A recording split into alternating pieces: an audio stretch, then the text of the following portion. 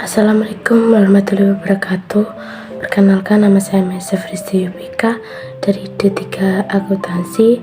Di sini saya akan menjelaskan tentang penyusunan anggaran induk. Pertama, apa sih itu penyusunan anggaran induk? Anggaran induk adalah rencana keuangan komprehensif yang mensolidaritas semua anggaran departemen dalam satu periode, dan tanpanya anggaran induk departemen akan menjual sebanyak-banyaknya tanpa tahu bahwa kapasitas terbatas dan produksi akan membuat barang sebanyak-banyaknya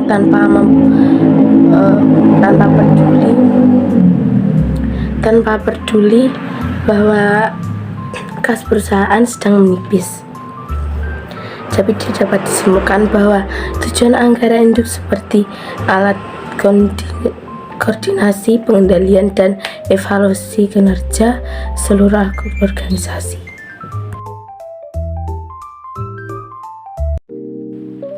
Selain itu, ada pun komponen-komponen yang sangat penting dalam praktiknya, seperti yang pertama, yaitu anggaran penjualan.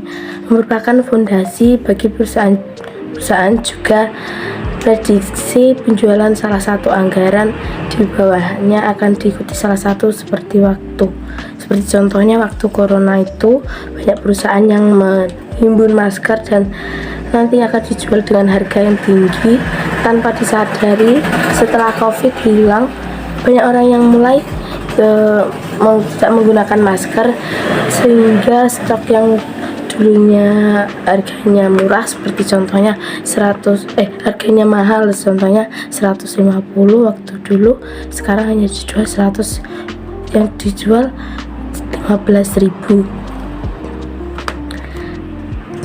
Karena banyaknya stok, jadi penurunan harganya akan banyak sekali. Dan selain itu juga karena masker itu kan wadaluarsanya 3-5 tahun, kalau tidak segera dihabiskan maka tidak terjual, maka nilainya akan nol. Oleh karena itu, agar tidak terjadi seperti itu, kita harus menghitung dengan rumus unit penjualan kali X kali harga jual per unit sama dengan total pendapatan.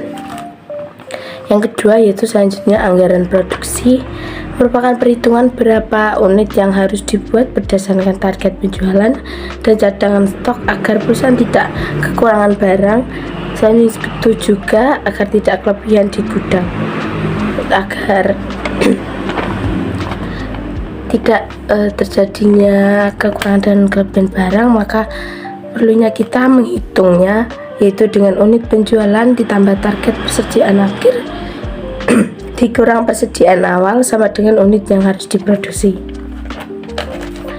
Yaitu yang ketiga, anggaran operasional, merupakan ini terjadi 3 elemen, yaitu yang pertama bahan baku langsung, merupakan untuk menentukan harus memesan bahan baku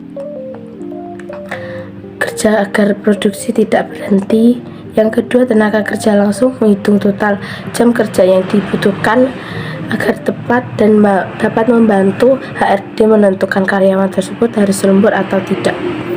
Yang ketiga, ada overhead pabrik, yaitu mencakup biaya tetap, yaitu seperti sewa pabrik atau depreciation mesin, dan biaya variabel seperti listrik dan bahan-bahan penolong lainnya. Selanjutnya, anggaran yang keempat, yaitu anggaran kas, yaitu penggabungan semua arus kas masuk dan keluar, di mana dapat digunakan dalam pinjaman. Selain itu digunakan untuk meminimalisir kebangkrutan secara tunai. Adapun beberapa cara untuk melakukan seperti yang pertama, penerimaan kas.